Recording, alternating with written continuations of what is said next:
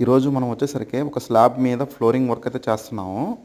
నీట్గా button marks చేసుకొని అలాగే ఒక రేషియో ప్రకారం చేస్తున్నాం. 1:4 రేషియోలో మిక్సింగ్ అయితే చేసామన్నమాట.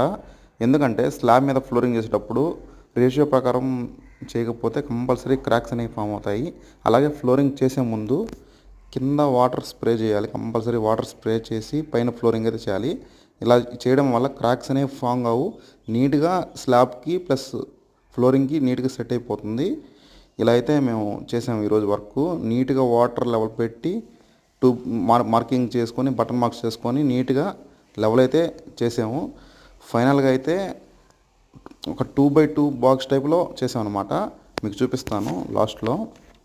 2x2 దారాలతో 2x2 బాక్స్ లాగా చేసాం అనమాట. ఇలా చేసాము లాస్ట్. ఇంకా టైల్స్ ఏమీ అవసరం లేదు, జస్ట్ వాటర్ పెడితే నీట్గా లాస్ట్కి వచ్చేస్తాయి. ఇలా 2x2 షేప్లో చేసుకున్నాను.